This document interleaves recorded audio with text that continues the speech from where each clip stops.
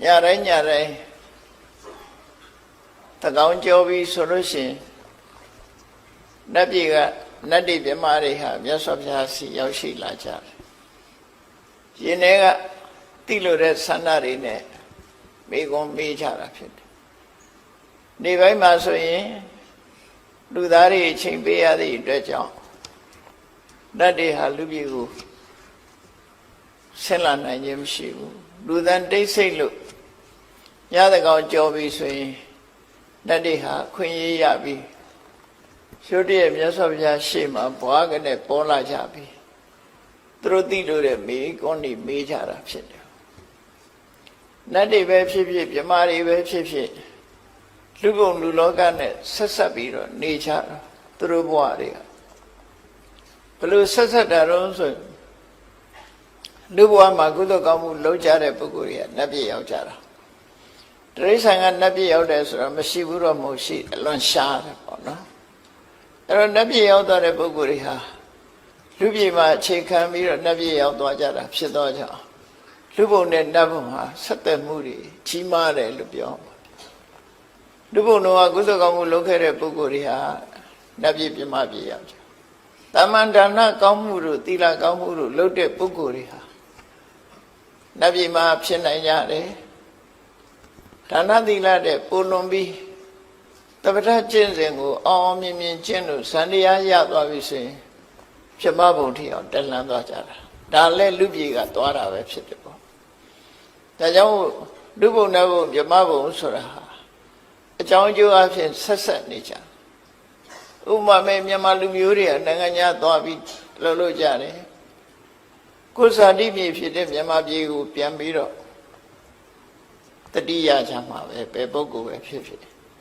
မြန်မာပြည်ကိုအခြေခံပြီးတော့နိုင်ငံခြားမှာကြီးပွားနေတဲ့ပုဂ္ဂိုလ်တွေရှိသလိုနိုင်ငံခြားမှာအခြေခံပြီးတော့မြန်မာပြည်မှာကြီးပွားနေတဲ့ပုဂ္ဂိုလ်တွေလည်းရှိ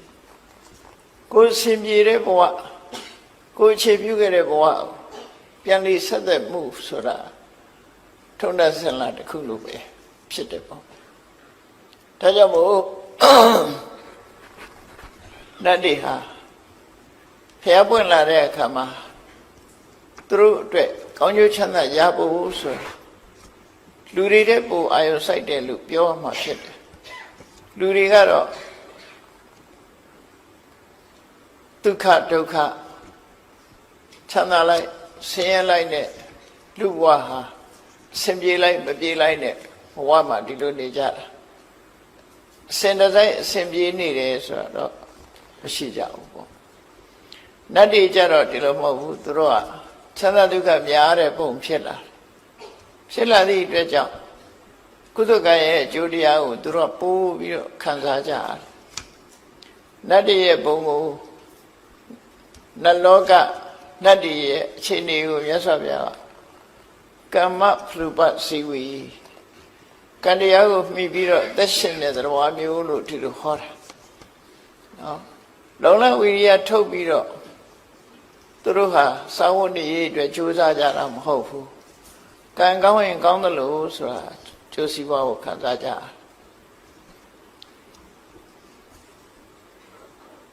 လူတွေကြတော့အဲ့လိုမဟုတ်ဘူးကံကြီးရုံးမဲ့ဖွဲ့လို့မရဘူးလူတွေကြတော့ကျိုးပန်းအထုံးမှုနဲ့ပေါင်းဆက်ရတယ်ကံကောင်းလို့ရတယ်ဆိုတာတော့မွေးရတဲ့တထေးအိမ်ဖြစ်တဲ့ပုဂ္ဂိုလ်မျိုးတွေပေါ့နော်အဲ့လိုပုဂ္ဂိုလ်မျိုးကြတော့ကံကောင်းတယ်လို့ပြောမှာသို့သောကိုယ်ကရင်ကြိုးစားအထုတ်ခြင်းဖြင့်လူဘဝမှာချမ်းသာကြွယ်ဝသွားကြတဲ့ပုဂ္ဂိုလ်တွေရှိတော့လူတွေရဲ့ပုံဘဝကိုမြတ်စွာဘုရားကဥဋ္ဌာဏဖလူပစီဝီဥဋ္ဌာဏဖလဆိုတာဥဋ္ဌာဏဆိုတာလုံလဝိရိယတက်တက်ကြွကြွကြိုးစားအထုတ်တဲ့ဖလကအကျိုးတရားဥပဇီဝီကမိပြုပြီးတော့သက်ရှင်ရတယ်လူဘဝဆိုတာကြိုးစားမှယုံကံမှထက်တန်းရောက်တယ်ဆိုတဲ့အဓိပ္ပာယ်ပေါ့နော်အများစုဒီလိုဟောတာအဲ့တော့နတ်တွေကတော့ကံဤကျိုးပို့ပြီးတော့သိကြတယ်ဒါကြောင့်မို့လူဘုံလောကကိုနတ်တွေကအမြဲတမ်းကဲခတ်နေကြတယ်တရားမင်းကြီးစီလူလောကရဲ့အခြေအနေတွေကိုဥပုပ်နေတိုင်းလို့အစီရင်ခံစာတက်ကြတယ်ပေါ့သူတို့မှာနတ်တပင်စီဝေးရောက်တိုင်းလူပြည်ကလူတွေဟာ ကုသိုလ်ကောင်းမှုပြုကြရလားဆိုတာကိုအမြဲတမ်းကဲခတ်တရင်ယူကြတယ်ဘာကြောင့်တရင်ယူတာတော့လို့ဆိုလူပြည်ကလူတွေကုသိုလ်ကောင်းမှုပြုတ်တဲ့လူတွေများမှနတ်ပြည်မှာစီကားတာဖြစ်တယ်ကုသိုလ်ကောင်းမှုမပြုကြဘူးလူတွေကမေးမေးလျော့လျော့ဒုစရိုက်တွေလွှမ်းမိုးနေပြီဆိုရင်နတ်ပြည်ကတဖြည်းဖြည်းခြောက်ကပ်သွားသလိုနတ်ဥယျာရောပါပြီးဖယ်သွားစီးနေတော့ဆိုအပယ်လေးပုံသွားစီးစဉ်းစားကြည့်မယ်ဆိုရင်လူတွေရဲ့လူဥယျာနတ်တို့ရဲ့နတ်ဥယျာပြမတို့ရဲ့ပြမဥယျာနဲ့တိရစ္ဆာန်ဥယျာစာတိရစ္ဆာန်ဥယျာပိုများတယ်အပယ်လေးပုံကတိရစ္ဆာန်ဥယျာများဘာကြောင့်များတယ်လို့ပြောရမှာပြောနိုင်တော့လို့ဆိုရင်ကြည့်ပေါ့တရားတွေအကုန်လုံးကိုမကြည့်နဲ့ဘူးလူတွေနေစဉ်နဲ့အမျှသိရှိနေကြတယ်ကိုယ်တိုင်တွေ့နေကြတယ်ငါးတကောင်ရဲ့ဝမ်းပိုက်ထဲမှာငါးဥတွေဘယ်လောက်ရှိတယ်ဒါပဲစဉ်းစားကြည့်နော်ငါးတကောင်ရဲ့မွေးဖွားနှုန်းဟာသိန်းချီတန်းချီရှိတယ်လူတယောက်ရဲ့မွေးဖွားနှုန်းကဘယ်လောက်ရှိနည်းနည်းလေးပဲရှိတယ်နော်အဲ့လူဖြစ်ဖို့ဆိုတာလွန်ခဲအဲ့တော့တိရစ္ဆာန်ဖြစ်ဖို့တွေကအလွန်များဥယျာမနိုင်စားနိုင်လောက်များပြားအဲ့ဒါကြောင့်မို့လို့ဒီလူဘဝလူတွေကောင်းစားမှဆိုတာကိုချင်းတရားရှိပြီးတော့ကိုချင်းသီလမြဲကြပြီဌာနကောင်းမှုတွေလုပ်ကြပြီဆိုလို့ရှိရင်နတ်ပြည်နတ်ရွာတွေမှာစီကားတယ်စီကားယုံမြမကဘူးပြောရမယ်ဆိုလို့ရှိရင်တိုင်းပြည်တစ်ပြည်ဟာစီးပွားရေးနှိမ့်ကျသွားပြီဆိုရင်လူတွေရဲ့အနေအထားတွေကလည်းဆုတ်ဆုတ်ချာချာဖြစ်လာလူတွေရဲ့ပုံပန်းတဏ္ဍာလည်းတောက်တောက်ပြောင်ပြောင်မရှိဘူးညှို့နွမ်းလာတဲ့အနေအထားမျိုးတွေရှိဗမာပြည်မှာပဲတစ်ချိန်တုန်းကတွေးကြမှာပေါ့ဘုန်းကြီးတို့တော့သတိထားမိပါတယ်ဗမာပြည်စီးပွားတိုးတက်လာပြီဆိုတဲ့ကမြန်မာလူမျိုးတွေရဲ့မျက်နှာတွေကပို့ပြီးတော့ကြည်လင်းလာဝတ်တဲ့ဝတ်တွေတို့နေတာထိုင်တာတွေကပို့ပြီးတော့အဆင့်မြင့်လာတယ်စီးပွားရေးတိုးတက်လာရင်ဒီတိုင်းပဲလေအိမ်တိမ်မှလည်းကြည့်ပေါ့စီးပွားရေးမကောင်းတဲ့အိမ်ဟာတာယာမှုမရှိဘူးအမေနဲ့အဖေမတည့်ဘူးသားသမီးတွေချင်းချင်းမတည့်ကြဘူးဆင်မပြေကြဘူးတို့စီးပွားတိုးတက်လာပြီဆိုရင်ပျော်ပျော်ရွှင်ရွှင်နဲ့မိသားစုဘဝမှာသုံးနိုင်ဆွဲနိုင်ခုဗမာပြည်ရဲ့အခြေအနေဟာဒီလိုအနေထားမျိုးလို့ဘုန်းကြီးတို့အကဲခတ်မိတယ်ဘယ်လိုကြောင့်အကဲခတ်မိတာတော့ဆိုရင်ဥပမာလေးတစ်ခုပြောပြမယ် holiday ဆိုလို့ရှိရင်အထူးသဖြင့်ရန်ကုန်ကလူတွေကြည့်ရမှာပေါ့ holiday long term holiday ဆိုရင်ရန်ကုန်လူတွေမြို့ပြင်ထွက်တာholiday တိုးဂိတ်မှာသွားပြီးတော့ပိတ်နေတာတတိကြမှာနော်တတိထားပေးကြမှာအဲ့လိုသွားနိုင်လာနိုင်လဲနိုင်ပတ်နိုင်တယ်ဆိုတာစီးပွားတိုးတက်မှုရဲ့အရေးအယောင်ပဲလို့ပြောလို့ရတယ်ဟိုနိုင်ငံဒီနိုင်ငံသွားကြတယ်လဲကြတယ်ပတ်ကြတယ်ဆိုတာစီးပွားတိုးတက်မှလုံးနိုင်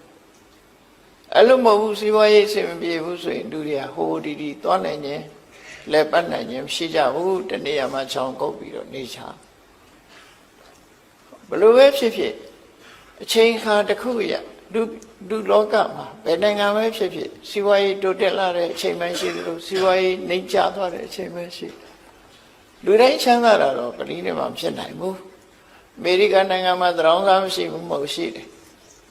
တိုးတက်တယ်ဆိုတဲ့နိုင်ငံတွေမှာလည်းသရောင်းစားရှိတာတောင်းပုံတောင်းနေတော့ကွာတော့ပေါ့နော်တချင်းလေးဆိုပြီးတောင်းနေတာကြတော့အမေရိကန်သရောင်းစားအဆင့်မြင့်တယ်လို့ဖြစ်အဲ့တော့တောင်းပြီးတော့တောင်းစားကြတာချင်းတော့တူတူပါပဲသို့တော့ဒီလိုလူတိုင်းဟာချမ်းသာမှုရှိကြလားလို့ဆိုမချမ်းသာအားလုံးတိုင်းပြည်တစ်ပြည်ဟာသွားရေးလာရေး infrastructure လို့ခေါ်တဲ့လမ်းတွေကောင်းတယ်မီးတွေကောင်းတယ်အခြေခံတွေပေါ့လေလူအားလုံးသုံးသွားလိုက်နိုင်တဲ့အခြေခံတွေအားလုံးတိုးတက်လာတယ်အဲ့ဒါတွေတိုးတက်လာရင်တိုးတက်တယ်လို့ခေါ်လို့ရတယ်တော့တိုးတက်လာသည့်ခေတ်ကြီးထဲမှာမိသားစုတိုင်းစာဝတ်နေပြည်လဲလားဆိုပဲပြည်လဲမှာတော့ဒါကတော့အလုံး ပြည်လေဖို့ဆိုတာခက်ခဲတယ်လေလူတွေတယောက်နဲ့တယောက်ကြိုးစားမှုမတူကြအဲ့တော့လူဘဝမှာတော့ကြိုးစားအထောက်မှုတွေဆင်ပြေလာတဲ့အခါမှာ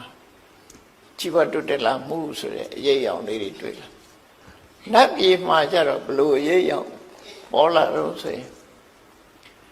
နတ်ပြည်ရဲ့တိုးတက်မှုကလူပြည်ပေါ်မှာအခြေခံနေတယ်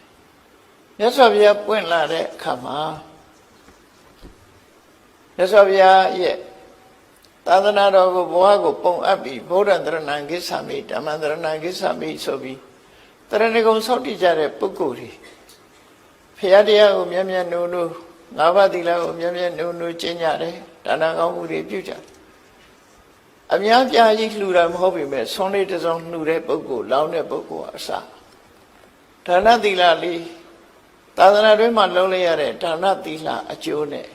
နတ်ပြည်ရောက်တဲ့အခါကျတော့ဘုံမိမ္မန်ကြီးရဲ့တစ်လွင်လွင်နဲ့ဟိုတဲ့စားတဲ့အဝတ်အစားတွေကတောက်တောက်ပြောင်းပြောင်းနဲ့ရုပ်ရည်ရူပကာယပို့ပြီးတော့လမ်းဆန်းနေတာလို့ဒါမျိုးကသာသနာ့ဘက်မှာနတ်ပြည်ရောက်နေတဲ့နတ်ကဘုံမိမ္မန်ကလည်းဟောင်းဟောင်းနှုံနှံအဝတ်အစားတွေကလည်းသိပ်ပြီးမတောက်ပြောင်းဘူးလှပမှုတွေဖြစ်ခုခေတ်ပါနဲ့တူလို့ဆိုလို့ရှိရင်မော်ဒန်အောက်သွားတယ်လို့နေမှာပေါ့နော်အဆောက်အဦတွေရှေးဟောင်းဆောက်ဦးကြီးတွေနဲ့ဆိုမော်ဒန်အောက်နေတယ်လို့နေမှာပေါ့အဝတ်စားတွေကလည်းရိုးပြီးတော့တောက်တောက်ပြောင်ပြောင်မရှိကြဘူးသာသနာတွင်မှာလူနတ်ဖြစ်သွားတဲ့သာသနာတွင်မှာလူဖြစ်ပြီးဘုရားသာသနာတွင်မှာကုသိုလ်လုပ်သွားလို့နတ်ပြည်ရောက်သွားတဲ့ပုဂ္ဂိုလ်တွေကြတော့အလုံးကိုတောက်ပါတယ်တောက်တောက်ပြောင်ပြောင်နေဖြစ်လာကြအဲ့ဒါနဲ့ပတ်သက်ပြီးတော့မှတ်တမ်းတင်ထားတာရှိတယ်သုလရထတို့မဟာရထတို့ဆိုရယ်သာသနာတွင်ကနတ်ပြည်ရောက်သွားတဲ့နတ်တွေဟာတရားမင်းနဲ့ရှင်လိုက်ရင်တရားမင်းကနတ်တွေရဲ့အစိုးရတဲ့နတ်တို့ရဲ့ဘယင်ဖြစ်တော်လဲပဲသုလရထမဟာရထဆိုရယ်နတ်သားတွေဟာသူတို့စီစဉ်ဥစ္စာခန်းခန်းနာနာဘုံမိမ္မာန်တွေကထွက်လာပြီဆိုရင်တရားမင်းရဲ့အယောင်လေးတောင်းမိန်သွားတယ်လို့ဖြစ်တယ်မြင်လိုက်ရင်သိတာလေမြင်လိုက်ရင်သိတာတရားကသာသနာ့ဘက်မှာကုသိုလ်ကောင်းမှုလုံးလာတဲ့ပုဂ္ဂိုလ်ဖြစ်သည့်အတွက်ကြောင့်သူတို့ရဲ့တောက်ပြောင်မှုတစ်လွင်မှုတွေမရှင်းနိုင်အောင်ဖြစ်လာဒါကြောင့်မို့လူပြည်ဆင်းပြီးတော့ကုသိုလ်ကောင်းမှုတွေလုပ်တယ်ရှင်မကသဗ္ဗကိုလိန်လီလှည့်ပြားပြီးဆွန်လောင်းတယ်ဆိုတာအဲ့ဒီဝတ္ထုသူရဲ့စိတ်ခံစားချက်ကအဲ့ဒီလိုဖြစ်သာသနာတွင်ကကုသိုလ်ရှင်တွေရဲ့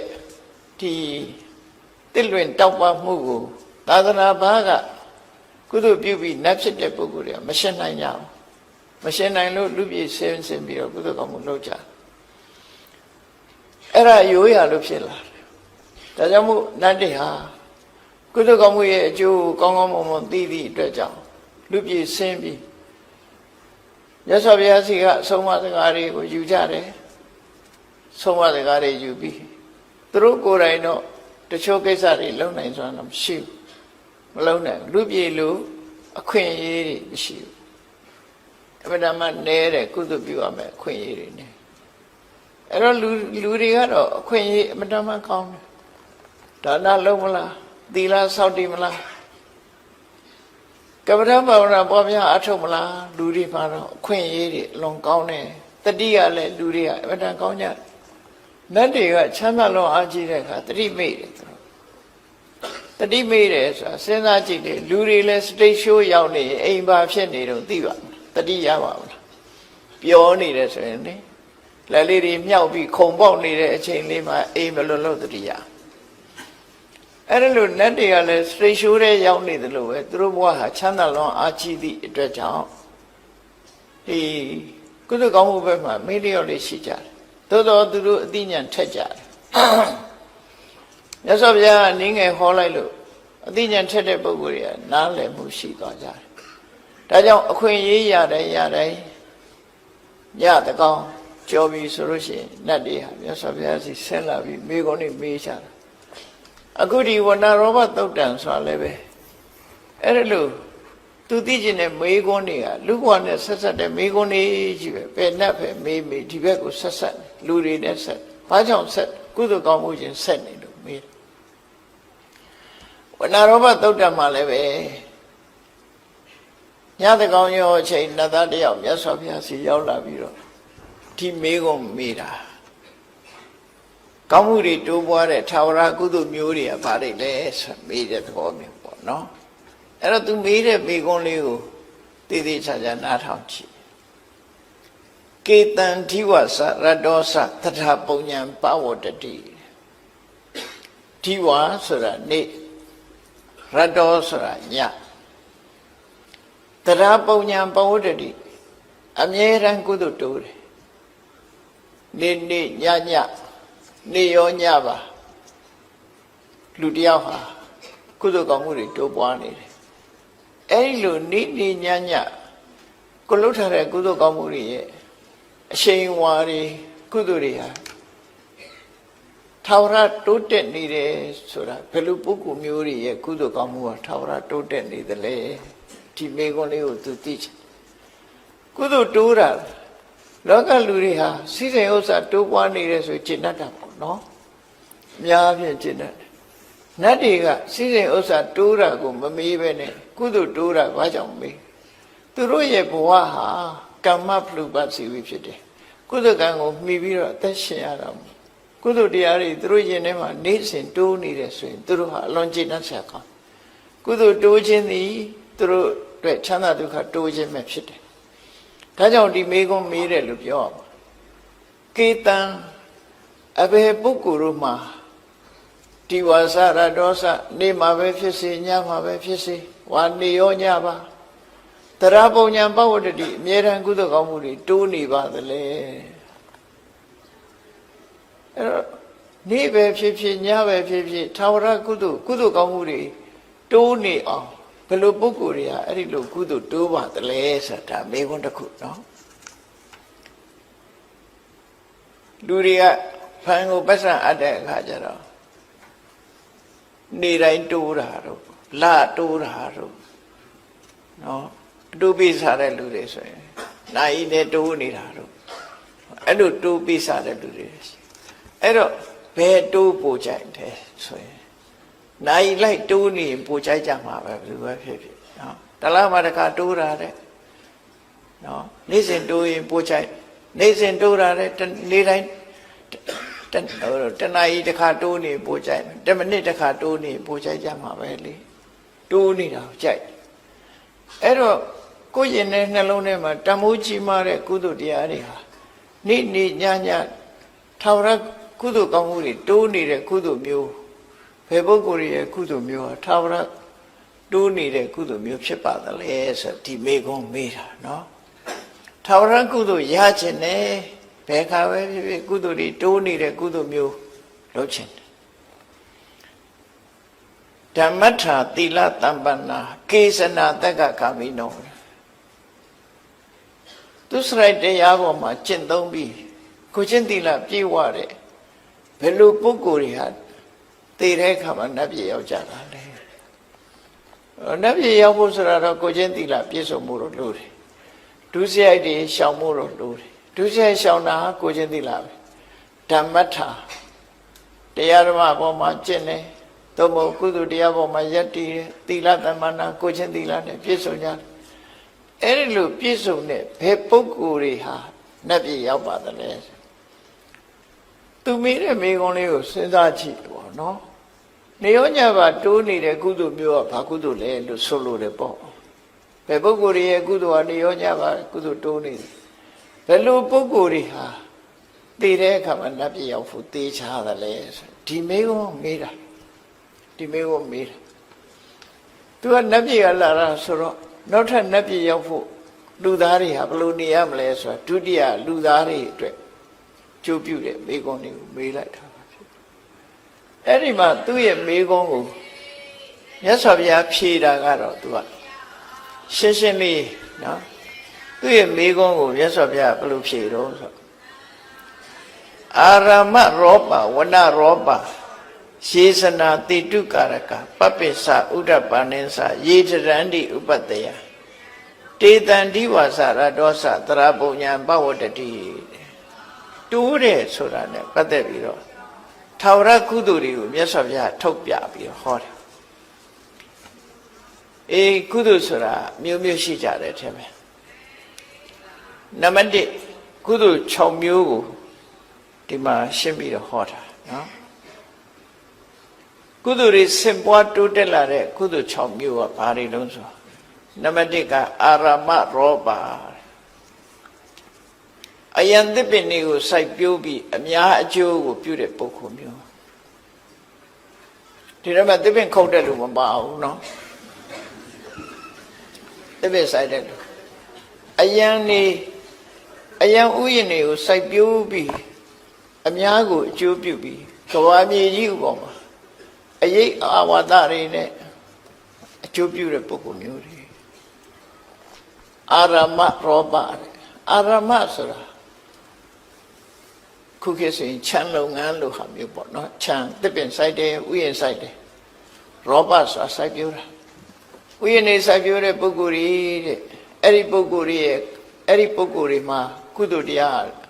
နေရောညပါတိုးတက်နေတယ်။ဘာကြောင့်လို့ဆိုရင်သူကုသိုလ်ကသာဝရကုသိုလ်နေ့တတိယရင်နေ့တိုးမှာပဲညတတိယညတိုး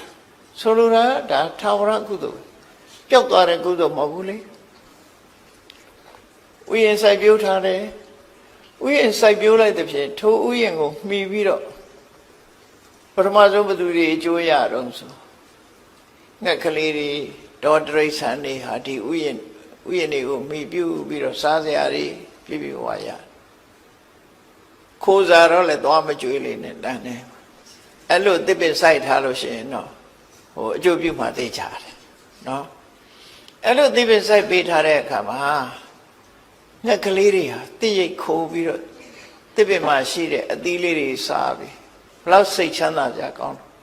သူတို့ဘဝဟာလုံခြုံသွားနောက်တစ်ခါကိုမမြင်ရတဲ့တ attva တွေဟာလည်းပဲတပင်ရိပ်တွေပါမှီပြီးတော့သူတို့ရဲ့ပုံမိမ့်မှန်တွေကရှိတယ်တပင်ခုတ်လိုက်လို့ရှိရင်ပုံမိမ့်မှန်ပြုတ်ကြတာတွေ့တယ်မလားမော်လမြိုင်ဘက်မှာမြေပြိုးတာတွေ့တယ်မြေပြိုးရင်အိမ်တွေလည်းပါသွားတာအဲ့တော့တပင်လဲရင်လည်းတပင်ပေါ်မှာရှိတဲ့ပုံမိမ့်မှန်တွေပျက်စီးမှာပေါ့ဒါထုံးစံပဲပေါ့သူတို့ကံအားလျော်စွာဒီယောဂစိုးဆိုတာတပင်ကွာကြတက်ထိုင်နေတာမဟုတ်ဘူးပကြီးစရာဆွဲတယ်လို့ဘယ်ကြာကြီးထိုင်နေမှာတော့မြောက်ကြီးလို့နေမှာပေါ့ယောဂစိုးတပင်ကွာကြထိုင်နေရုပ်မြောက်လို့ဖြစ်နေမှာဆိုလိုတာကယောဂစိုးမှာဗိမာန်2မျိုးရှိတယ်အမျိုးအစား2ခုရှိတယ်ယောဂစိုးရဲ့ဗိမာန်ဟာတပင်ရဲ့တစ်ခက်ပေါ်မှာတီးနေတဲ့ဗိမာန်မျိုးတစ်ခုတစ်ပင်ဆိုတဲ့ပင်စီပေါ်မှာတီးနေတဲ့ဗိမာန်တစ်ခု2ခုရှိတယ်တစ်ခက်ပေါ်မှာတီးတဲ့ဗိမာန်ကိုတာခဋ္ဌဗိမာန်လို့ခေါ်တယ်တာခါဆိုတစ်ပင်တစ်ခက်တာခဋ္ဌထဆိုတာအဲ့ပေါ်မှာတီးရှိနေတာတစ်ခက်ပေါ်၌တီးရှိနေသောဗိမာန်နဲ့နေတဲ့ရုပ်ကစိုးကိုတာခဋ္ဌဟောအဲ့ဒါကြတော့တစ်ကိုင်းခုတ်လိုက်တာနဲ့တစ်ကိုင်းကုံသွားရင်သူ့ဗိမာန်ပျက်စီးသွားတယ်ဒါကြောင့်မို့ဗမာတွေကနတ်နိကိုင်းချန်တယ်ဆိုတာအဲ့ဒီအဓိပ္ပာယ်ကိုပြောတယ်တစ်ကိုင်းကုံအောင်မခုတ်ဘူးတစ်ကိုင်းကုံလို့ရှိရင်သူတို့ဗိမာန်ရပ်တည်နိုင်စွာမရှိတော့ဒီတစ်ပင်မောမြောက်လို့နေတာမဟုတ်ဘူးတစ်ပင်ကိုအကြောင်းပြုပြီးတော့သူတို့ဘုံဗိမာန်တွေရှိနေတယ်လို့လူတွေလည်းမြေပေါ်နေတယ်ဆိုရင်ပဲမြေပေါ်မှာအိမ်ဆောက်နေကြတာလေမြေကြီးပေါ်တိုင်းအဲ့ထမှာမဟုတ်တာနတ်တွေလည်းပဲတစ်ပင်နဲ့ပတ်သက်ပြီးအဲ့လိုနေတယ်လို့ရုက္ခထဗိမာန်ဆိုတာကြတော့တစ်ပင်ကြီးလဲလိုက်လို့သင်္ဂုတ်တူရှိနေသေးတော့သူ့ဘုံဗိမာန်မပြတ်သေးဘူးဒါရုက္ခထတစ်ပင်ရှိနေသည်ဗျအမြစ်ပါတူးပြစ်မှသူ့တဲ့ဘုံဗိမာန်ပြတ်တယ်ဒါမို့ယောဂဇောက2မျိုးနော်တစ်ခက်တွေကောင်းခုတ်ရင်ယောဂဇောကစိတ်ဆိုးတယ်သူ့ဘုံဗိမာန်တွေပျက်စီးတယ်တော့တချို့ယောဂဇောကစိတ်မဆိုးဘူးဘာကြောင့်လို့ဆိုရင်တစ်ပင်ရှိနေသေးရင်သူနေလို့ရနေသေးတယ်သင်္ဂုတ်တူရှိနေလို့ရနေသေးတယ်သူ့ဗိမာန်မပြတ်ဘူးအဲ့တော့ကိုမမြင်ရမယ့်တရားတွေဟာလည်းပဲအခုလို့အယံဥယျာဉ်စိုက်ပျိုးပြီးတော့ထားခြင်းအပြင်တရားတွေပေါ်မှာအများကြီးကြိုးပြုသွားတယ်ဒါကြောင့်ဒီထာဝရကုသိုလ်မျိုးဟာနေ့တတိယရဲ့နေ့ညတတိယရဲ့ညကုသိုလ်တွေတိုးတယ်အိပ်ပျော်နေရင်လည်းကုသိုလ်တိုးသလားလို့တော့ဒီလိုတော့မဟုတ်ဘူးအိပ်ပျော်နေရင်တော့ပဲကုသိုလ်ရမယ် ဆိုလိုတာကနေ့တတိယရင်နေ့ကုသိုလ်ရမယ်ညတတိယရင်ညကိုတိုးမယ်နော်လူကခေါ်နေပြီးကုသိုလ်တွေတိုးနေတာတော့မဖြစ်ဘူးအဲ့တော့လူကအိပ်ပျော်နေပြီးတိုးတာတော့အတိုးပါပဲပတ်စံအတိုးကတော့တိုးတယ်လူအိပ်နေလဲတိုးမှာပဲအဲ့ဒါတော့သူများဆရာပတ်စံချီးထားရင်တော့အဲ့ဒါအတိုးကတက်နေမှာနော်လူအိပ်နေလဲအတိုးကတော့မအိပ်ဘူးလို့ပြောကြတယ်လေဒါကြောင့်အဲ့လိုမျိုးကတော့တိုးတယ်ကုသိုလ်ကတော့မတိုးဘူးအိပ်နေလို့ကတော့ကုသိုလ်မတိုးဘူးတောင်တွေးမြောက်တွေးနေလဲကုသိုလ်မတိုးကုသိုလ်တိုးတာဘယ်ချိန်တိုးတာတော့တတိယရင်ဝမ်းသာရင်ကုသိုလ်တိုးတယ်အဲ့တော့ခဏခဏတတိယကိုလှုပ်ထားတယ်ဟာဒီလိုဆိုလို့နော်အဓိပ္ပာယ်အဲ့ဒါလိုအဓိပ္ပာယ်နောက်တစ်ခုကဝဏရောပသစ်ပင်ဆိုင်တယ်သစ်ပင်ဆိုင်တဲ့ကုသိုလ်ဟာလည်းပဲသာဝရကုသိုလ်မျိုးဖြစ်တယ်သစ်ပင်ဖြစ်လာလို့ရှိရင်သစ်ပင်ကောင်းငှက်တောင်းခိုးဆိုတာမျိုးလို့အများကြီးကိုအကျိုးပြုတာဖြစ်တယ်ကဘာမြေကြီးကိုအေးမြစေပြီးတော့တရားတွေကိုအာဟာရနဲ့ပံ့ပိုးထောက်ပံ့ပေးရရောက်တယ်ပေါ့သစ်ပင်ကိုမှီပြီးတော့စားတော့ကြတဲ့တရားတွေအများကြီးဟာသစ်ပင်ဆိုင်ပေးလိုက်တဲ့ပုဂ္ဂိုလ်ရဲ့ထောက်ပံ့မှုကြောင့်သူဟာရှင်သန်နိုင်သွားကြတယ်ပေါ့ဒါကြောင့်မို့သစ်ပင်ဆိုင်ပြိုးခြင်းကုသိုလ်ကိုဝဏရောပလို့ဒီလိုခေါ်တယ်နော်အယံဆိုင်ပြိုးတဲ့ပုဂ္ဂိုလ်ရဲ့သစ်ပင်ဆိုင်ပြိုးတဲ့ပုဂ္ဂိုလ်ရဲ့နောက်တစ်ခုကယေဇနာတေတုကာရကတေတုဆိုတာတရားဟိုဘက်ဒီဘက်ချောင်းချားနေတယ်ဟိုဘက်ဒီဘက်သွားဖို့လွယ်ကူအောင်တရားခင်းပေးတယ်သို့မဟုတ်မြေရေတော့မရှိဘူးကဘာ6ကဘာရှိနေတယ်အဲ6ကဘာနှစ်ခုကိုပေါင်းပြီးတော့ဂုတ်ထိတ်တရားလို့ပေါ့ဟိုဘက်ကူလို့ရတယ်ဟာအဲ့ဒီလိုတရားမျိုးပေါင်းကူးတာတွေလုပ်ပြီးတော့လှူတယ်နောက်ကားသွားလို့မရအောင်ခြိုက်ဖြစ်နေတယ်အဲ့နေရာမှာတရားခင်းပေးတယ်ဆိုလိုတာကတော့ဟိုဘက်ဒီဘက်ဒီသွားလို့လာလို့ကုသန်းလို့လွယ်ကူအောင်တရားခင်းပေးတဲ့ကုသိုလ်တေတုကာရကလို့ခေါ်တယ်နော်တေတုလို့တေတုဆိုတာတရားယေဇနာတေတုကာရကတရားခင်းမှုကိုတေတုကာရကလို့ခေါ်တယ်သူ့ရဲ့ကုသိုလ်ကတရားခင်းပေးတဲ့ကုသိုလ်ပေါ့တရားခင်းပေးရင်လည်းလူတွေဟာဒီဟိုဘက်နဲ့ဒီဘက်ဆက်သွယ်ရေးကိုချမ်းသာလွယ်ကူစွာသွားနိုင်အောင်စီမံပေးတာဖြစ်သောကြောင့်အလွယ်တကူဟိုဘက်ဒီဘက်သွားနိုင်ကြသည့်အတွက်ကြောင့်သူ့အတွက်ကလည်းပဲဒီတရားဟာအများကိုအကျိုးပြုတဲ့အရာဖြစ်သည့်အတွက်ကြောင့်တွေးမိတိုင်းဝမ်းသာစရာဖြစ်တယ်ဝမ်းသာတိုင်းဒီကုသိုလ်ဟာလည်းပဲတိုးနေတဲ့ကုသိုလ်မျိုးဖြစ်တယ်လို့ဥယျာဉ်စိုက်ပျိုးတဲ့ကုသိုလ်သစ်ပင်စိုက်ပျိုးတဲ့ကုသိုလ်တရားခင်းပေးတဲ့ကုသိုလ်နော်၃မျိုး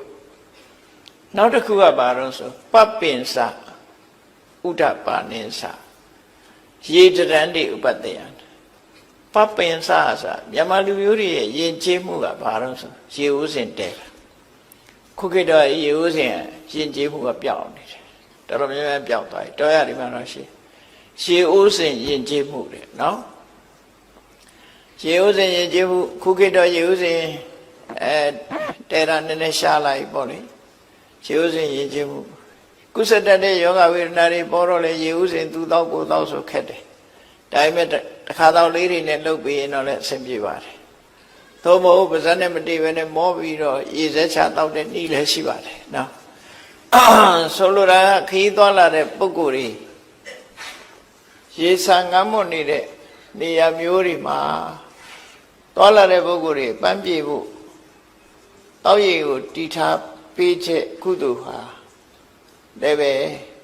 သွားလာတဲ့လူတွေကိုပန်းပြေပြီးတော့အစဉ်ပြေစေတဲ့ကုသိုလ်မျိုးဖြစ်သည့်အတွက်ကြောင့်အများကိုအကျိုးပြုတဲ့ပရဟိတလုပ်ငန်းတစ်ခုဖြစ်လို့စိတ်ချမ်းသာစရာကောင်းတဲ့ကုသိုလ်ပဲဘယ်သူရဲ့လို့သတ်မှတ်တာမဟုတ်ဘူးဒီလမ်းကျောကသွားတဲ့ပုဂ္ဂိုလ်တွေမှတည်းဗျဆာလောင်မွတ်သိလို့ရှင်ရှည်လေးတောက်ပြီးအားလေးပြေးတဲ့အခါခီးဆက်နိုင်ကြတယ်ပေါ့နော်မြန်မာလူမျိုးတွေရဲ့ရေဦးစင်ကုသိုလ်မျိုးဟာလည်းပဲထာဝရကုသိုလ်လို့ဒီလိုခေါ်တယ်နော်ထာဝရကုသိုလ်ခုခေတ်တော့ခင်ပြီးတော့ရေသမှုလေးတွေထားလို့လည်းရတယ်ပိုက်နဲ့ထားလို့လည်းရတယ်ပိုက်ကလည်းပဲဖွင့်ပြီးတော့တောက်ရတဲ့ပိုက်မျိုးလည်းရှိတယ်အိန္ဒိယနိုင်ငံမှာတော့ဘယ်လို ထားတော့ဆိုပိုက်ခေါင်းတွေကသူကအပေါ်ကအစွတ်ကလေးနဲ့ထားတာအဲ့ဒီအစွတ်ကလေးကိုမတင်လိုက်မှရေထွက်တာဟိုလှဲ့တဲ့ဟာမဟုတ်ဘူးသူကပိုက်ခေါင်းမှာအစွတ်ကလေးပါတယ်အဲ့ဒါလေးကိုမလိုက်လို့ရှိရင်ရေထွက်သွားအဲ့ကြတော့သူကနွားတွေတောင်တောက်တတ်တယ်နှုတ်သီးနဲ့ထိုးမလိုက်တာအဲ့ဒါပါဇက်တဲ့ရေရောက်သွားဗမာပြည်ကရေအဲ့ရေကောင်းတော့တောက်လို့ရမှာမဟုတ်ဘူးသွားနဲ့ကြိုက်ပြီးတော့လှဲ့မှရမှာဟုတ်ဒီဟာဟိုကတော့မတင်လိုက်တာနဲ့ရေရထွက်လာ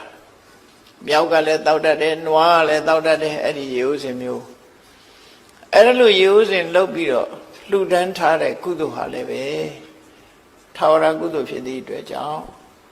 တူတူအကျိုးပြုတဲ့ကုသိုလ်တတိယတိုင်းကုသိုလ်ကောင်းမှုတွေတိုးတက်နေတယ်နောက်တစ်ခုကတော့ဥဒ္ဓပါဏရေတွေသူလောင်ထားတဲ့တွင်းရေတွင်းရေကန်ရေကန်ပဲဖြစ်ဖြစ်ရေတွင်းပဲဖြစ်ဖြစ်ရေရှားတဲ့အရာဒေသတွေမှာအဝီစီတွင်းတူးလှူတာပဲဖြစ်ဖြစ်ရိုးရိုးရေတွင်းတူးတာပဲဖြစ်ဖြစ်သို့မဟုတ်ရေကန်ဆောက်လှူတာပဲဖြစ်ဖြစ်အဲ့လိုရေဆိုတာလူတွေအတွက်များစွာအကျိုးပြုတယ်မွတ်သိမ်မှုကိုကာဝယ်ပေးတယ်ရှင်ထဲကအပူတွေကိုအေးမြစေတယ်ခန္ဓာကိုယ်တန့်ပြတ်သွားစေတယ်ဘလောက်ပဲပင်မမျက်နှာလေးသိလျက်ရင်လန်းသွားတယ်ဟောရေရဲ့အကျိုးတွေနဲ့တန့်ရှင်းသွားတယ်လန်းဆန်းသွားတယ်အဲ့ဒီအကျိုးတွေကိုမြုပ်ကိုးပြီးတော့ကုသိုလ်ကောင်းမှုလုပ်ပြီးလူတန်းထားတဲ့ပုဂ္ဂိုလ်ရဲ့ကုသိုလ်ဟာလည်းပဲထာဝရကုသိုလ်မျိုးဖြစ်တယ်တဲ့ထာဝရကုသိုလ်မျိုးတွေဟာအဲ့လိုအလုံး5မျိုးရှိသွားတယ်နံပါတ်1ကအယံဥယျာဉ်စိုက်ပျိုးပြီးတော့လှူဒန်းတဲ့ကုသိုလ်များအတွက်သစ်ပင်စိုက်ပျိုးပြီးတော့လှူဒန်းတဲ့ကုသိုလ်တရားခင်းပြီးတော့လှူဒန်းတဲ့ကုသိုလ်ရှေးအိုးစဉ်လှူဒန်းတဲ့ကုသိုလ်ရှေးတွင်းရေကန်လှူတဲ့ကုသိုလ်နောက်ဆုံးတစ်ခုကတော့ပါတော့မြန်မာလူမျိုးတွေရဲ့ယဉ်ကျေးမှုတွေနဲ့သက်ဆိုင်နေရာဒီတရားတော်ကိုနာရလို့မြန်မာလူမျိုးတွေလောက်တာဖြစ်တော့တယ်နောက်ဆုံးဟာရေတတန္တိဥပတ္တယခီးသွားလာတဲ့နေရာမျိုးတွေမှာဥပတ္တယဆိုတာအဆောက်အဦပေါ့နော်ရေတတန္တိဥပတ္တယအဆောက်အဦဆောက်လှူတယ်ဆိုတော့ဆောက်အဦဆောက်လှူတယ်ဆိုတဲ့နေရာမှာဒီနေရာမှာဘယ်လိုအဆောက်အဦတုံးလို့ဆိုတာလည်းမပါဘူးဘယ်သူကိုလှူတယ်ဆိုတာလည်းမပါတော့စဉ်းစားကြည့်ရတော့မြန်မာလူမျိုးတွေရဲ့ယဉ်ကျေးမှုမှာလမ်းဘေးဆရာဆောက်ပြီးလှူတဲ့အကျင့်ရှိတယ်လေအားလုံးဟာခီးသွားတဲ့လူတွေကတက်ပြီးတော့အပန်းဖြေနားနေအိပ်ဆက်လို့ရတယ်ဆရာကတုံးတွေရှင်ခွဲဆရာတွေဟိုဘက်ဒီဘက်ထိုင်ကုန်ခွဲထားလို့ရှိရင်ရင်ခွဲဆရာခေါ်တာနော်အကံပိုင်းဆရာကတုံးလို့ခေါ်တာဘုန်းကြီးနဲ့လည်းသွားမရောနဲ့အောင်အဆရာကတုံးဆိုတာအဲ့ဒါကာမပါရာကိုပြောတာအပေါ်တက်ပြီးတော့ပန်းဖြေအိတ်လို့လည်းရတယ်အဲ့ဒီလိုအဆောက်အဦတွေဆောက်ပြီးတော့လှူတဲ့ပုဂ္ဂိုလ်ဟာလည်းပဲတဲ့လမ်းသွားလမ်းလာတွေအတွက်များစွာအကျိုးပြုတဲ့ကုသိုလ်မျိုးဖြစ်သည့်အတွက်ကြောင့်ဝန္တပီတိဖြစ်เสียထာဝရကုသိုလ်မျိုးဖြစ်ပါတယ်အဲ့ဒီ6မျိုးနဲ့ရသော်ဗျာကဖြေလိုက်တယ်ဘယ်ပုဂ္ဂိုလ်တွေမှာနေရောညရောကုသိုလ်ကောင်းမှုကအမြဲတမ်းတိုးတက်နေပါသလဲကုသိုလ်တွေဟာတိုးနေတယ်အမြဲတမ်းဘာကြောင့်တိုးဘယ်ပုဂ္ဂိုလ်တွေရဲ့ကုသိုလ်မှာတိုးတယ်ဘယ်ပုဂ္ဂိုလ်တွေမှာကုသိုလ်တရားတွေတိုးတက်လာတယ်လဲကုသိုလ်ဆိုတာတခါတတိယပီတိဖြစ်တိုးပြန်တယ်တခါတတိယပီတိဖြစ်တိုးတယ်အဲ့ဒါလို့တိုးအောင်လုပ်တဲ့နည်းနဲ့အဲ့ဒီမှာမြတ်စွာဘုရားဟောတာဘာကုသိုလ်လို့ဒီတခုတည်းမပြောဘဲနဲ့ထာဝရကုသိုလ်မျိုးတွေနဲ့ကြီးပဲပြောထားတာခွာကြည့်လိုက်ကြည့်လိုက်မယ်ဆိုအလုံးဟာထာဝရကုသိုလ်တွေထာဝရဆိုတာရွေးရှားလို့မရတဲ့ထာဝရကုသိုလ်တွေပဲเนาะတဏှာထဲမှာတည်မြဲအောင်ထားနိုင်တဲ့ကုသိုလ်မျိုးတွေပဲအဲ့ဒီထာဝရကုသိုလ်မျိုးတွေကိုပြုလုပ်တဲ့ပုဂ္ဂိုလ်တွေမှာတဲ့နေနေညညတတိယတိုင်းဝန္တာရွှင်မြူပီတိတွေဖြည့်ပြီးတော့ကုသိုလ်တွေတိုးတယ်လို့ဒီနတ်သားကိုမြတ်စွာဘုရားဒီလိုရှင်းပြီးတော့ဟောလိုက်တာဖြစ်တယ်အဲ့တော့အလုံးစိတ်ထဲမှာကြည်နူးစရာကောင်းတယ်ကိုလုပ်တဲ့အလုပ်တွေမြတ်စွာဘုရားကဒီတရားဟောထားတာကိုနိုင်မှတ်သားထားတဲ့ပုဂ္ဂိုလ်တွေဟာကိုယ့်ဘဝမှာထာဝရကုသိုလ်မျိုးတစ်ခုလုပ်ထားလို့ရှင်ဘလောက်ကြည်နူးစရာကောင်းမလဲနော်တခဏသာဖြစ်တဲ့ကုသိုလ်မျိုးမဟုတ်ဘဲနဲ့ထာဝရကုသိုလ်မျိုးတွေကိုတို့တွေလုပ်ရတယ်လို့စိတ်ထဲမှာဝန္တာပီတိဖြစ်ရအဲ့တော့ဒီဝန္တာပီတိဖြစ်เสียဒီတောရိပ်တောင်ရိပ်ဆိုတာဟာ လောကကြီးကိုအေးချမ်းစေတဲ့တရားတွေဖြစ်ရုံမျှမကတောတောင်ရဲ့သဘာဝတောတောင်ကိုအမြည်ပြုပြီးတော့သူတော်ကောင်းတွေဟာနေကြထိုင်ကြတာဖြစ်တော့ကြောင့်တောတောင်တွေပျောက်ကွယ်သွားခြင်းအပြင်သူတော်ကောင်းတွေစိတ်ဆင်းရဲစရာဖြစ်တယ်တောတွေတောင်တွေတောင်ပြိုတောပြုံးပြီဆိုလို့ရှိရင်ပထမဆုံးထိခိုက်တာတော့တိရစ္ဆာန်တွေပဲပေါ့နော်တိရစ္ဆာန်တွေထိခိုက်တယ်တောထဲမှာနေတဲ့တိရစ္ဆာန်တွေဟာသူတို့နေရာဌာနကြီးကပုံပြောက်လာတောတွေပြုံးတယ်တောင်တွေပြိုတယ်ဆိုနေစရာမရှိတဲ့အခါတိရစ္ဆာန်တွေနဲ့လူတွေဟာပဋိပက္ခဖြစ်လာကြဒါမို့လို့ဒီနာတိုက်ကြီးတို့ဥက္ကံတို့ဆိုခဏခဏဆင်းရိုင်းနေဆင်းလာပြီးတော့လူတွေရဲ့စိုက်ခင်းတွေဖြစ်စည်းတယ်ဆိုတာတောပြုံးလို့ဖြစ်လာတဲ့ပြဿနာတွေဒါဖြစ်တယ်ပေါ့ဒီနာဘေကုဏအရက်ဒီမှာလည်းထို့တူပဲယမယံကတောဆင်ရိုင်းတွေဝင်ရောက်ပြီးတော့ဖြစ်စည်းတယ်ဆိုတာဒါလူတွေလှုပ်တဲ့အလုပ်တွေကြောင့်မလို့လူတွေကိုတုံ့ပြန်ဒုက္ခပေးတဲ့အနေအထားမျိုးအလုံးတိရစ္ဆာန်တွေတစ်ခါရောက်တယ်တောတောင်ကောင်းသွားပြီဆိုရင်တိရစ္ဆာန်တွေဟာဘလို့အေးချမ်းသာရမှုရှိကြမယ်သူတို့တောထဲမှာကေဟစနစ်ဆိုecology ဆိုတခုနဲ့တခုဆက်ဆွဲပြီးတော့သူတို့အသက်ဘဝရှင်သန်နေကြတာဖြစ်တယ်နော်ဆက်သွယ်ပြီးရှင်သန်နေသူတို့ကောင်းတွေရှုထောင့်ကကြည့်လိုက်မယ်ဆိုရင်သူတို့ကောင်းတွေထဲမှာထူးခြားဆုံးသူတော်ကောင်းကမြတ်စွာဘုရားမြတ်စွာဘုရားဘဝလေးကိုနည်းနည်းစဉ်းစားကြည့်ဘုရားဝင်ကိုသိတဲ့ပုဂ္ဂိုလ်တိုင်းမြတ်စွာဘုရားဘဝဟာတောနဲ့အမတမဆက်ဆက်တယ်ဖွာတော်မူတဲ့အခါမှာလည်းတစ်ပြက်အောင်မဖွာတယ်နော်จิมခါနာတို့သွားပြီးဖွာတာမဟုတ်ဘူးမြတ်စွာဘုရားတော့တစ်ပြက်အောင်မဖွာတယ်လောမဏီတစ်ပြက်အင်းကြီးမအောင်မဖွာတယ်မွေးဖွာပြီးတော့လေဒီတရားချစ်မှုနန်းတော်ကထွက်ခွာသွားပြီ29နှစ်အရွယ်တောထွက်ပြီ6နှစ်တရားကျင့်တော့လေတောထဲမှာပဲကျင့်တယ်တပည့်အောင်မှာပဲကျင့်မွေးတော့လည်းတပည့်အောင်မှာမွေးတယ်တရားကျင့်တော့လေတောထဲမှာတပည့်အောင်မှာကျင့်တယ်ဖျားဖြစ်တော့ကောမဟာဗောဓိပင်အောင်မှာဖျားဖြစ်တယ်ဖျားဘဝမှာနေတဲ့အခါရောစေတဝဏီဝိဟရတိဝေလူဝဏီဝိဟရတိဣတိပတနေဆိုတာဒါတွေအားလုံးဟာတောတွေတောင်တွေကြီးပဲကောမြတ်စွာဘုရားရဲ့ဘဝမှာတောတောင်တွေမှာပဲသတင်းသုံးနေထိုင်သွားတာရာသက်ပံလို့ပဲတောတွေတောင်တွေထဲမှာပဲသတင်းသုံးပြီးတော့နေထိုင်သွားတယ်ပြိဋိဘံဆန်တဲ့အခါကျတော့လေကုသိနာရာလို့ခေါ်တဲ့ကုသိနာယုံမန္တမင်းတို့ရဲ့အင်ဂျင်ဥယျာဉ်တွေကအင်ဂျင်မဲ့နှစ်ပင်ချာမှာပြိဋိဘံဆန်သွားမြတ်စွာဘုရားဟာဘုရားဖြစ်တော်မူတဲ့အချိန်ဘုရားအဖြစ်အသိဉာဏ်တူရတဲ့အချိန်မှာဘောဓိပင်ကိုကြောပေးပြီးတော့အရှိလောကရကိုကြည့်ပြီးထိုင်ပြီးတော့ဘုရားဖြစ်တာနေထွက်တဲ့ဘက်ကိုမျက်နှာမူပြီးတော့ဘုရားဖြစ်တာဘာအဓိပ္ပာယ်ဆိုတာကိုတော့မပြောကြပါနဲ့ကိုယ့်အကိုစဉ်းစားကြည့်မယ်ဆိုရင်ပြောလို့ရတာဘာတစ်ခုတော့မြတ်စွာဘုရားအရှိလောကရကိုကြည့်ပြီးတော့နေထွက်တဲ့အရာကိုကြည့်လိုက်တော့အဲ့ဒီမှာဖျားဖြစ်ခြင်းရဲ့အဓိပ္ပာယ်ဘာလို့ဆိုရင်နေမင်းကြီးပေါ်လာလို့ရှိရင်လောကလူတွေဟာလောကလူတွေဖို့အမှောင်ပြောက်ပြီးတော့အလင်းအောင်ရောက်လာတာပဲလေဖျားပွင့်လာခြင်းဟာလည်းပဲအရှိဘက်ကိုမျက်နှာမူပြီးတော့ပွင့်သည့်အတွက်ကြောင့်လောကကြီးကိုအလင်းပေးမယ်ဆိုတဲ့သဘောကိုဖော်ပြနေတာဟုတ်လောကကြီးကိုအလင်းပေးနေထွက်တဲ့ပဲမြတ်စွာဘုရားဆိုတဲ့ဒီအသိဉာဏ်နေမင်းကြီးဟာထွက်ပေါ်လာတဲ့အခါလောကလူသားတွေအမှန်တရားကိုသိရှိခွင့်ရတာနေထွက်လာတဲ့အခါအမှောင်တွေပျောက်ပြီးတော့လူတွေဟာအကောင်းဆိုအကြောင်းကျိုးမျက်စိနဲ့မြင်လို့ဆုံးဖြတ်နိုင်စွာဖြစ်လာတယ်မြတ်စွာဘုရားပွင့်လာတော့လေတရားဓမ္မကိုသိကြတော့နေထွက်တဲ့ဘက်ကိုမျက်နှာမူပြီးတော့ပွင့်တာဟာဒီအတိပ္ပယ်ကိုဆောင်တယ်လို့ဆိုရမှာဖြစ်တယ်သို့သောတက်တော့80ပြည့်တဲ့အခါမှာပြိဋိဘံဆံတော်မူတော့မယ်ဆိုတဲ့အချိန် မြောက်ဘက်ကိုခေါင်းထားပြီးလက်ရဘက်ကိုစောင်းပြီးတော့လျှောင်းလိုက်တဲ့အခါမျက်နှာကဘယ်ဘက်ရောက်သွားလဲအနောက်ဘက်ရောက်သွားကိုယ့်ကိုအိတ်ချီမသေးကြလို့ရှင်ရန်ကုန်လူတွေတောင်မြောက်လဲကွဲတာမဟုတ်ဘူးကွန်ပတ်စ်လေးရှာထားမှဘယ်ဘက်ကတောင်လဲဘယ်ဘက်ကမြောက်လဲတွေ့ကြနော်အဲ့တော့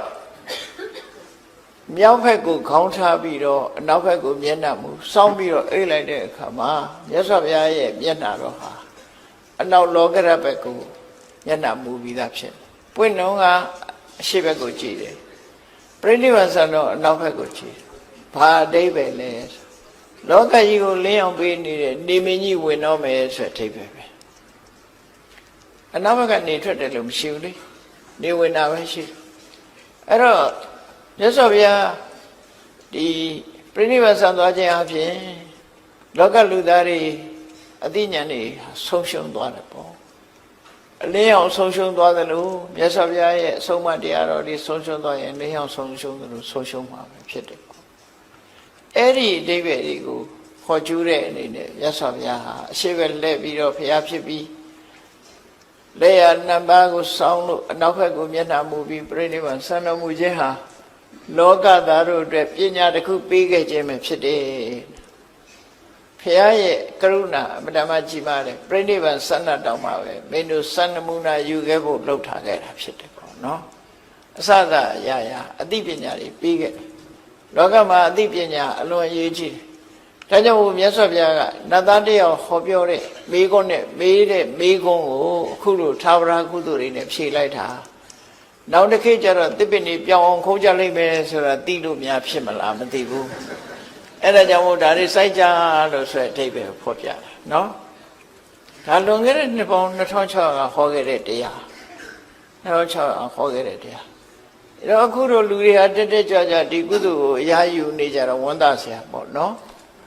ကမ္ဘာလောကကြီးကိုတစ်ပင်ဖြင့်အေးမြအောင်ဆောင်ရွက်နေကြပြီအာရမရောပါအယံတစ်ပင်နေဥယျာဉ်နေစိုက်ပျိုးတယ်ဝဏရောပါတစ်ပင်နေစိုက်ပျိုးတယ်တော်တွေစိုက်ပျိုးတယ်တေတုကာရကသွားလာခက်တဲ့နေရာတွေမှာတရားခင်းပေးတယ်ပပရှိဥစဉ်ရင်ကျေးမှုဥဒ္ဒပါဏရေရွင်ရေကန်လှူဒန်းကြတယ်ရေတရန်တိဥပတ္တယံလူတွေနားခေါ်ဖို့ရအဆောက်အဦတွေဇေယျတွေဆောက်လုပ်လှူဒန်းကြတယ်ဆိုတဲ့ဒီကုသိုလ်မျိုးတွေဟာသာဝရကုသိုလ်မျိုးတွေဖြစ်သည့်အတွက်ကြောင့်မြတ်စွာဘုရားကဒီနတ်သားရဲ့အမေကိုဒီကုသိုလ်မျိုးတွေနဲ့ဖြည့်ခဲ့တာဟာမြန်မာလူမျိုးတွေရဲ့ယဉ်ကျေးမှုနဲ့တကယ်ကိုရှေးကမြန်မာလူမျိုးတွေဟာဒီသုတ်တန်ကိုကြားနာပြီးတဲ့အခါမှာဒီကုသိုလ်မျိုးတွေယူခဲ့ကြတယ်လို့ပဲဒီလိုယူဆမှာရှေးလူကြီးတွေကစိုက်ကြတယ်သစ်ပင်တွေနော်အများကြီးစိုက်ကြတယ်သစ်ပင်တွေနောက်လူတွေကသာမစိုက်တာရှေးကလူကြီးတွေသစ်ပင်တွေအများကြီးစိုက်ခဲ့ကြတယ်အခုလေသစ်ပင်စိုက်တဲ့အဖွဲသစ်ပင်တွေစိုက်ပျိုးလာကြတယ်ဆိုတာဒါကောင်းတဲ့အလုပ်တစ်ခုပြန်ပြီးရှင်သန်လာခြင်းပဲဖြစ်တယ်ပေါ့နော်မြတ်စွာဘုရားဟောတဲ့အတိုင်းပဲသာဝရကုသိုလ်တွေကိုပြုလို့သည့်အတွက်ကြောင့်သာဝရအစဉ်အမြဲကုသိုလ်တရားတွေဟာယင်ထဲမှာတိုးတက်များပြားလာမှာဖြစ်တယ်လို့သိကြပါပြီးတဲ့အခါဒုတိယမေကုံးကိုမြတ်စွာဘုရားဖြေတဲ့အခါကျဘယ်လိုဖြေတော့ဓမ္မထာသီလတမ္ပန္နာတိစနာတက္ကခမိနောဆိုဒီကိပုဂ္ဂိုလ်တွေကိုမရည်ညွှန်းမှုခုနပြောတဲ့ကိုချင်းတရားသို့မဟုတ်သင်္ဘေစိုက်ပြိုးတဲ့ကုသိုလ်တွေပေါ်မှာယက်တည်တယ်ကိုချင်းသီလနဲ့ပြည့်စုံတယ်အရေးကြီးဆုံးကတော့ကိုချင်းသီလကတော့အဓိကထားဒုတွေမှာကိုချင်းသီလပြည့်စုံမှကောင်းကျိုးချမ်းသာတွေရတယ်။ဘာကြောင့်လဲဆိုတော့သီလရဲ့အဓိပ္ပာယ်ကသူကသမာဒါနကောင်းစွာထားခြင်းနဲ့ဥပဒါရဏကောင်းတဲ့အရေးချင်းတွေကိုထိမ့်သိမ့်ပေးခြင်းဆိုသီလရှိမှကုသိုလ်တရားတွေကတည်တတ်နိုင်တယ်ဆိုပါစို့သီလမရှိဘဲနဲ့ဇန်တရားအထုတ်လည်းမရဘူးဝိပဿနာတရားအထုတ်လည်းမရဘူးသီလရှိရမှာဖြစ်တယ်နော်သီလရှိမှဇန်တရားတွေကုသိုလ်တရားတွေဆိုတာယက်တည်နိုင်တယ်ပေါ့ဒါကြောင့်မို့မြန်မာနိုင်ငံမှာဆိုရင်ဒါနကုသိုလ်ဘွယ်တွေလုပ်တဲ့အခါမှာအလှူဒန်းလုပ်တဲ့အခါမှာရှေးဥစွာတရဏဂုံသီလကိုဆောက်တည်ကြတယ်ဒါဟာ သီလကိုခံယူလိုက်ခြင်းဖြင့်သီလေပဋိဋ္ဌိတတ္တဒါနမဟာဗလတ္တသီလပေါ်မှာယက်တည်ပြီးတော့လုပ်တဲ့ဒါနကပို့ပြီးတော့အကျိုးကြီးတယ်ဆိုတဲ့အဆိုအမိန့်တိုင်းဆောင်ရွက်ခြင်းပဲဖြစ်တယ်။တခါဘုန်းကြီးတွေကပရိရွတ်တယ်ဆိုတာမေတ္တာတုတ်ရွတ်တာဖြစ်သောကြောင့်ဘုန်းကြီးတွေဘက်ကမေတ္တာပွားတယ်။တရားတော်မှလှူတဲ့ပစ္စည်းကိုမေတ္တာပွားပြီးမှခံယူလို့ရှိရင်တရားတော်မှရဲ့အလှူဟာပို့ပြီးတော့ကြီးမားတယ်ဆိုဒီအဆိုအမိန့်တိုင်းဘုန်းကြီးတွေပရိရွတ်တာနော်။ပရိရွတ်ခြင်းကတန်ဃာတွေဘက်ကပြင်ဆင်ခြင်းသီလခံယူခြင်းကတရားတော်မှတွေကုသိုလ်ရှင်တွေဘက်ကပြင်ဆင်ခြင်းလို့ပြင်ဆင်မှုနှစ်ခုလုံးမှဒီကုသိုလ်ကောင်းမှုဟာပြေဝပို့ပြီးတော့စင်စင်ကြယ်ရတယ်ပေါ့ဒါကြောင့်ဒီမှာမြတ်စွာဘုရားထည့်ပေးတာဓမ္မထာကုသိုလ်ကောင်းမှုတရားတွေပေါ်မှာယက်တည်တဲ့ပုဂ္ဂိုလ်သီလတမ္ပန္နာကိုချင်းသီလနဲ့ပြည့်စုံတဲ့ပုဂ္ဂိုလ်အဲ့ဒီကိုချင်းသီလနဲ့ပြည့်စုံပြီးတရားပေါ်မှာယက်တည်နိုင်တဲ့ပုဂ္ဂိုလ်တွေဟာတေသနာသက်ခကာမိနောခေါရပြောတဲ့ကုသိုလ်ကောင်းမှုတွေလုပ်တဲ့ပုဂ္ဂိုလ်တွေဟာသိလို့ရှိရင်နတ်ပြည်ရောက်တာလေသူတို့ပဲတဲ့။နောက်ဘဝမှာနတ်ပြည်ရောက်တဲ့ကဒီဘဝစိုက်ထားတဲ့သစ်ပင်တွေမျိုးဟာဟိုမှာလာပြီးတော့ရှင်သန်နေမှာပဲဖြစ်တယ်နော်။ကိုလှုပ်တာကိုရတယ်ဆိုတဲ့အဓိပ္ပာယ်ကဒီအဓိပ္ပာယ်ပဲ။ကိုလှုပ်သွားတဲ့ကုသိုလ်ကောင်းမှုနဲ့အလားတူတစ်ခုကံကြမ္မာရဲ့ဒီပုံရိပ်တွေဟာအဲ့ဒီသဘောကိုဆောင်းတယ်။ဥရဏထေကထာမှာရေးထားတဲ့တကားလေးတစ်ခုရှိတယ်လူတယောက်ဟာတဲ့မကောင်းတဲ့စိတ်နဲ့တစ်ဖက်သားကိုဒုက္ခရောက်အောင်လုပ်လိုက်တယ်ဒုက္ခရောက်လိုက်လို့ဒုက္ခကိုတစ်ဖက်သားခံစားရတယ်အဲ့ဒီခံစားရတဲ့ဒုက္ခမျိုးသူစီရောက်လာတယ်တုံ့ပြန်ပြီးရောက်လာဒါမကောင်းတဲ့ဘက်ကပြောတယ်ကောင်းတဲ့ဘက်ကလည်းပဲထို့တူပဲလူတယောက်ဟာစိတ်ကောင်းစေတနာကောင်းရှိပြီးလူတူတယောက်ကိုချမ်းသာအောင်လုပ်ပေးလိုက်လို့ဟိုတယောက်ဟာချမ်းသာအဲ့ဒီချမ်းသာဒုက္ခမျိုးသူစီရောက်တယ်လို့သူတို့ဆိုတယ်ဒါကံကြမ္မာရဲ့သဘာဝအဲ့တော့ကံတရားကဒီမြတ်စွာဘုရားဟောပုံကကံတရားဆိုတာစိတ်ထဲကတွေးလို့ရှိရင်မနောကံဖြစ်တယ်နော်မနောကံဆိုတဲ့ဟာတွေကစိတ်နဲ့ဖြစ်တဲ့မနောကံတွေကတော့မကောင်းတဲ့ဘက်က3ခုကောင်းတဲ့ဘက်က3ခုအဘိဇ္ဇာပြဘာရမိစ္ဆာဒိဋ္ဌိဆိုမနောကံအနဘိဇ္ဇာအပြဘာရသမ္မာဒိဋ္ဌိဆိုတဲ့မနောကအဲ့ဒီစိတ်ထဲကကြံစည်ုံနဲ့ကံအရာမြောက်သွားတယ်တခြားအရာတွေလည်းပဲကံအရာမြောက်တာစိတ်ထဲကဖြစ်တဲ့ကံအရာတွေမြောက်နှုတ်ကထုတ်ပြောတဲ့ဟာဝစီကံနဲ့ကိုယ်ဒီလက်ရောက်လုပ်တဲ့အခါကျတော့ကာယကံလို့ဆိုပြီးတော့ကံတရားတွေဟာလူတွေဟာဘဝရလာတဲ့အချိန်မှာကောင်းတာလည်းလုပ်တယ်ဆိုးတာလည်းလုပ်တယ်ကောင်းဆိုးနှမျိုးလုံးလုပ်ကြတယ်အဲ့တော့လုပ်တယ်ဆိုတဲ့နေရာမှာစိတ်နဲ့လုပ်ရင်မနောကနှုတ်နဲ့ပြောရင်ဝစီကကိုယ်ဒီလက်ရောက်လုပ်ရင်ကာယကံလို့ကာယကံဝစီကံမနောကံဆိုတာအတိုင်းပဲဒီကာယကံဝစီကံမနောကံတွေလုတ်ပြီးသွားလို့ရှိရင်ပြီးသွားတာနဲ့ပျောက်သွားလားလို့ဆိုမပျောက်ဘူးနော်ကိုယ့်ရင်ထဲမှာဖြစ်သွားတဲ့အရာတစ်ခုကမပျောက်အောင်ဘယ်သူကမှတ်တမ်းတင်ထားတာဆိုရင်ထဲမှာ CCTV တပ်ပေးထားဟုတ်ဓာတ်ပုံရိုက်ထားလို့ရှိရင်ပုံရိပ်တွေထင်မနေဘူးလားရင်ထဲက CCTV ကဖြတ်လို့မရဘူးနော်ရင်ထဲမှာဖြစ်သွားတဲ့ CCTV ကဖြတ်လို့မရကိုလုံးတဲ့ကံနေရဘယ်မှာတည်တော့ဆိုရင်ကိုယ့်ရဲ့ mental process ဆိုရယ်စိတ်ဖြစ်စဉ်ထဲမှာသွားတည်နေစိတ်တတဏ္ဍတိလို့ခေါ်တဲ့စိတ်ဖြစ်စဉ်ကြီးရှိတယ်အဲ့ဒီစိတ်ဖြစ်စဉ်ထဲမှာပုံရိပ်တွေပေါ်ကုန်ကိုဘာလို့လိန်လို့လည်းမရဘူးဒါကိုယ်စိတ်ထဲမှာဖြစ်သွားတဲ့အတိုင်းပုံရိပ်ကထင်တယ်ကိုပြောလိုက်တဲ့စကားအတိုင်းပုံရိပ်ကထင်သွားတယ်ကိုလုံးလိုက်တဲ့အလုပ်တိုင်းတစ်ဖက်သားပေါ်မှာကောင်းကျိုးလားဆိုးကျိုးလားတခုဖြစ်သွားရင်ဖြစ်သွားတဲ့အတိုင်းပဲပုံရိပ်တွေထင်နေအဲ့ဒီပုံရိပ်တွေကသေတော့ရောပျောက်သွားလားလုတ်ပြီးရင်ရောမေ့သွားရင်ပြီးရောလားလို့ဆိုလူကတော့မေ့ခြင်းမေ့မယ်အတိုးကမမေ့ဘူးဆိုတာလို့ခေါင်းပုံရိပ်ကမပြောက်ဘူးပုံရိပ်ကမပြောက်ဘူးပုံရိပ်ကမပြောက်ဘူးဆိုတာမြတ်စွာဘုရားကဘယ်လိုဟောတော့ဆိုဥဘောပုံညင်စပပင်စယမစ္စောကုရုတိဣဒာလူလောကမှာတဲ့ လူသားတယောက်ဟာနှစ်မျိုးလုပ်တယ်ကောင်းတာလည်းလုပ်တယ်မကောင်းတာလည်းလုပ်တယ်ဒါကံတရားကိုပြောတာနော်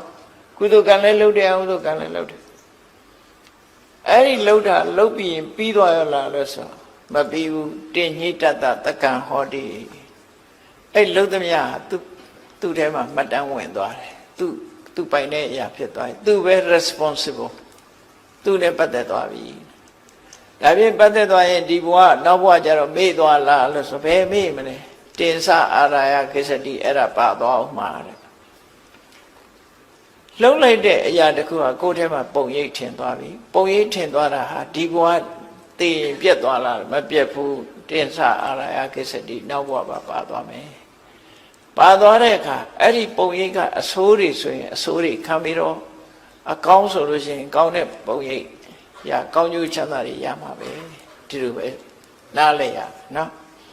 အဲ့တော့မြတ်စွာဘုရားကဆုံးမတယ်တရားဝါတွေကိုဘယ်လိုဆုံးမတော့ဆိုအတ္တနေစေပိယံစဉ္ညာနနံပပေနတန်ယုစေမင်းတို့ကိုယ့်ကိုမျက်နှိုးတွေတမိုးထားတဲ့ဆိုလို့ရှိရင်တဲ့မကောင်းမှုအကုသိုလ်တွေမဖြစ်စေနဲ့ရင်နဲ့နှလုံးနဲ့မရောက်စေနဲ့ပုံရိပ်ဆိုးတွေမထင်စေနဲ့လို့ပြောနော်စိတ်ထဲကပုံရိပ်အဆိုးတွေမထင်စေနဲ့ကောင်းတာပဲထင်အောင်လုပ်ဘာကြောင့်လို့ဆိုနာဟိတံသူလဘံဟောတိဒုက္ခံဒုက္ခတကာရီမကောင်းတာလုပ်ပြီးချမ်းသာဒုက္ခရတယ်ကြီးပွားတယ်ဆိုဖြစ်နိုင်ဘူးကောင်းတာလုံးဝကောင်းကျိုးရမှာတဲ့မြတ်စွာဘုရားအဲ့လိုဆုံးမတယ်ဒါကကောသလမင်းကြီးနဲ့ပတ်သက်ပြီးတော့ဟောတဲ့သုတ်တန်တစ်ခုမှာခုလိုဆုံးမထားတယ်နော်ဆုံးမထားပြီးတော့မြတ်စွာဘုရားတိုက်တွန်းတယ်တတ္တမကရိယကလျာဏံလိစယံတံပရာယိကံပုညာနိပရလောကသမေပဋိဋ္ဌာဟောတိပါဏိနာဒါကြောင့်မို့တဲ့ကောင်းကျိုးချမ်းသာတွေကိုဖြစ်ပွားစေတတ်တဲ့တမလွန်ဘဝကိုအကျိုးပြုတတ်တဲ့တမလွန်ဘဝအတွက်လည်းအကျိုးပြုတတ်တဲ့ကုသိုလ်ကောင်းမှုကိုကြိုးစားလုပ်ကြပါပုညာနိပရလောကသမေပဋိဋ္ဌာဟောတိပါဏိနာအဲ့လုပ်တဲ့ကုသိုလ်ကောင်းမှုတွေဟာနောက်ဘဝအတွက်ကိုယ့်အတွက်အားကိုးစရာဖြစ်ပါတယ်လို့ဒီလိုဆိုလူတွေကဒီဘဝကျတော့အားကိုးစရာတွေကရှိကြတယ်လေကိုယ်ဆောက်ထားတဲ့အိမ်ရှိတယ်ကိုယ်မိသားစုရှိတယ်အမေရှိတယ်ဖေရှိတယ်ရှားပွေထားတဲ့ငွေကြေးတွေရှိတယ်ဒါတွေကိုပဲအားကိုးအေးမျက်စိလေးနှလုံးမှိတ်ပြီးတမန်တော်ဘဝသွားပြီဆိုရင်ရှိတဲ့ငွေရလည်းပဲကိုနဲ့အတူရှိမှာမဟုတ်ဘူးနော်ကိုအမေဖေကိုမိသားစုကလည်းကိုနဲ့အတူလိုက်မှာမဟုတ်ဘူးအားလုံးဟာကိုတယောက်တည်းပဲသွားကိုတယောက်တည်းသွားအဲ့တော့ဘာအားကိုးရမှာတော့ဆိုခုပြောတဲ့ကိုလုပ်တဲ့ကုသိုလ်ကောင်းမှုဟာကိုယ့်အတွက်အားကိုးစရာပဲဒါကြောင့်မို့ကုသိုလ်ကောင်းမှုလုပ်တိုင်းကိုယ်စိတ်လေးကိုအစဉ်တည်းရပြီးတော့ကုသိုလ်တရားတိုးပွားအောင်အမြဲတမ်းတတိထားပြီးတော့ကုသိုလ်တွေပွားနေအောင်ဝတ္တပီတိဖြစ်ပြီးအပြန်နေ့စဉ်နဲ့အမျှတတိယအောင်ကြိုးစားအထောက်ကြအားမှာဖြစ်တယ်အဲ့ဒါဝဏရောဘတုတ်ကပေးတဲ့အသိပညာပဲဖြစ်တယ်မြတ်စွာဘုရားကိုယ်တိုင်ဟောခဲ့တဲ့ဒီသုတ်တံမှာဒီကုသိုလ်မျိုးတွေကိုသာဝရကုသိုလ်မျိုးတွေကိုလုံးလို့ရှိရင်နေ့လဲညရောတတိရတဲ့အခါတိုင်းမှာကုသိုလ်တွေအမြဲတမ်းတိုးတယ်ဆိုတိုးတယ်လို့ပြောထားရတဲ့ကိုဟာကိုလှုပ်တာတစ်ခါပဲဖြစ်အောင်တော့ကုသိုလ်တွေအချိန်ချင်းလှုပ်တယ်လို့တိုးလာမှာပဲတိုးပွားလာတယ်လို့ဆိုတယ်တေတံတိဝါစတေတံတေသနာတက်ခခမိနောဆိုတဲ့အဲ့ဒီကုသိုလ်ကောင်းမှုလှုပ်ထားတဲ့ပုဂ္ဂိုလ်တွေဟာနတ်ပြည်ရောက်တဲ့ပုဂ္ဂိုလ်တွေဖြစ်တယ်တက်ခဆိုတာတက်ခရဲ့အဓိပ္ပာယ်ကနတ်ပြည်လို့ပြန်လို့သူ့ရဲ့အဓိပ္ပာယ်ကဘာတော့သူ့အခအကောင်းနေနဲ့ကြီးပဲတွေ့တဲ့ဘဝမျိုးမျက်စိကမြင်ရတာလည်းအကောင်းနားကနားထောင်ရတာလည်းအကောင်းနှာခေါင်းကနမ်းရှုလို့ရတာလျှာကအရသာခံလို့ရတာခန္ဓာကိုယ်ကထိတွေ့ရတာစိတ်ကူးရတာအားလုံးဟာအကောင်းစိတ်ချမ်းသာစရာတွေကြီးနဲ့တွေ့တဲ့ပုံကိုသက်ခလို့ခေါ်တာနော်ကောင်းတာတွေနဲ့ကြီးပဲတွေ့ရတဲ့အနေအထားမျိုးဒီကုသိုလ်ကောင်းမှုကပေးတာဖြစ်ပါတယ်ဒါကြောင့်သာဝရကုသိုလ်6မျိုး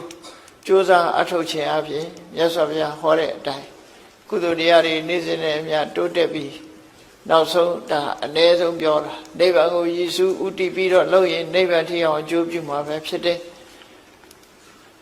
မဟုတ်ရင်ပုံမှန်အားဖြင့်တော့ နတ်ပြည်ရောက်ကြောင်းကုသိုလ်ကောင်းမှုတစ်ခုဖြစ်တယ်လို့ဒီလိုမှတ်သားကြကောင်းမှုတိုးပွားထာဝရကုသိုလ်များအကြောင်းမှတ်သားနိုင်ယူကြပြီးသည့်အားလျော်စွာသူတော်စင်ပြိဿအပေါင်းတို့ကုသိုလ်တရားဖြစ်ပွားအောင်တို့တွေကြိုးစားအားထုတ်ရမှာဖြစ်တယ်လို့တတိထားကကြိုးစားအားထုတ်နိုင်ကြပါစေကုန်သတည်း